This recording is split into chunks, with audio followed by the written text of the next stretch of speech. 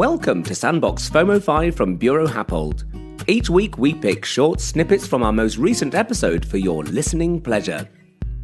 These quick listens could be valuable insights, thought-provoking elements, or even practical advice that will no doubt enrich your life and knowledge. Sandbox brings together curious individuals interested in a specific topic to discuss, dissect, and interrogate it. The style is conversational, with experts from Buro Happold and invited external guests who will add another angle to the narrative.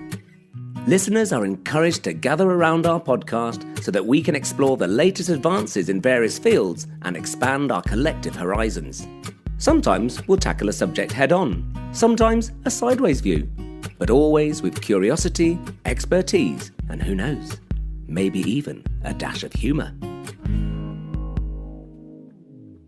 I'd like to know now what it's actually like on the ground. If I were to walk into one of your projects tomorrow, what would ESG look like in action? So, Trevor, I'm going to go to you first. Tell me about ESG in practice, please. So we generally start by setting standards for a client that they can then roll out over a portfolio of buildings. To do that, we have to understand what the wider company issues are and, what their aspirations are and how you translate that into bricks and mortar, right? Yep. Yeah. And then that is a carbon or an energy target. We will review, it might be a social target, right? Or some other target.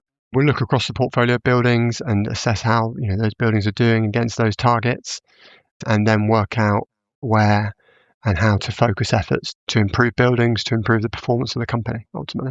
It can be focused very much on buildings and how you change buildings, but also, as I alluded to earlier, right? It's a company that does stuff. You also have to change the company.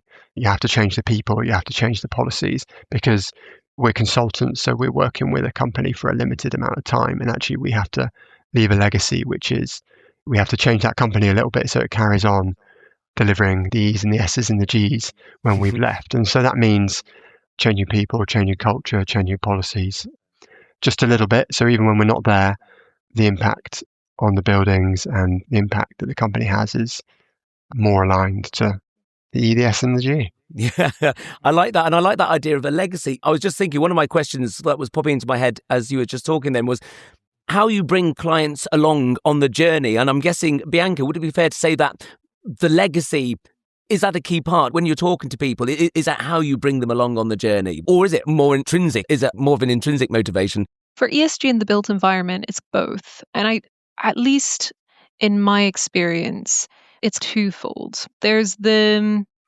translation into outcomes and telling the story and bringing people along with you. But touching on what Trevor is talking about, in the day-to-day, it can look like distilling. I'm an engineer. I'm a chartered engineer. And so I understand the science and I understand the principles behind what we're talking about. But most of the challenge is actually translating that into something that's adoptable and integrated and will actually feed that legacy that you guys are talking about. Because if it doesn't get adopted, then you're just saying climate change here is how to mitigate it, and then nothing actually happens. But if you actually manage to embed it in everything from design standards to contractor procurement, preliminaries, or external client-facing statements of this is what we believe in and then this is how we're going to deliver it, feeding into each of those steps so that it's translated and adopted across the stakeholder chain of the built environment, that's like most of the challenge. And that's in order to achieve what Trevor's talking about, which is once we step away, is it a resilient framework? Is it adopted?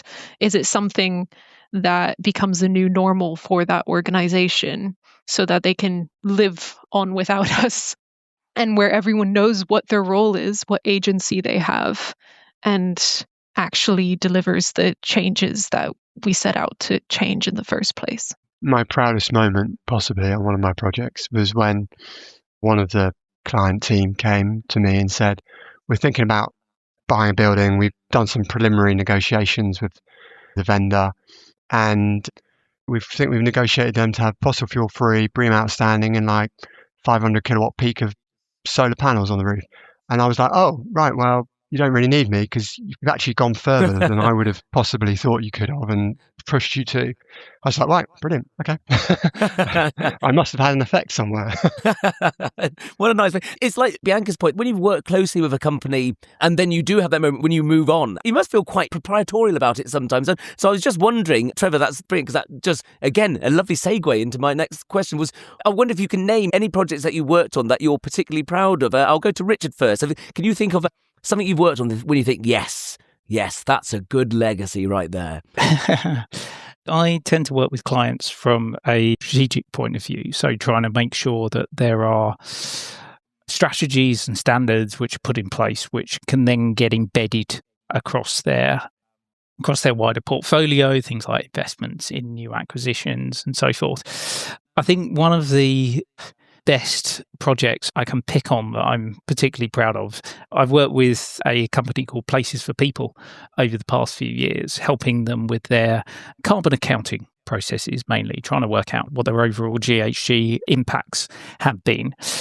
And that has been quite a slow process because it's quite a large organisation. They do lots of things through from social housing, through to leisure centres, through to investment management, property management, things like this. And so it's been starting with data collection and very simple processes.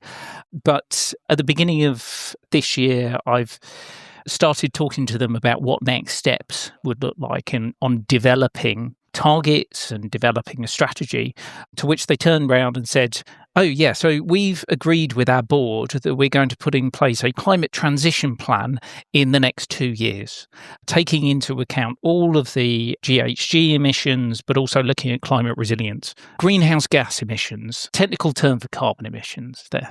So they were talking about going quite a lot further than I had been anticipating, because we were initially just talking about carbon reduction targets, but they wanted to actually look at a corporate-wide strategy which really looked at what were the risks and opportunities associated with the net zero transition, and then integrate that into their business planning. It's when clients pick up on the ideas and start to understand that there are risks, but also there are real opportunities, and they want to jump on those and try and make them a fundamental part of their business planning. Well, I hope you enjoyed that quick dip into our last episode of Sandbox.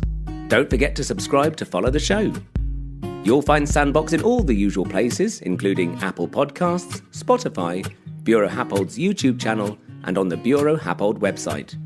What's more, if you want to join the conversation on X, known as Twitter to its old friends, use the hashtag BHSandbox. We'd love to hear from you on any of the topics discussed.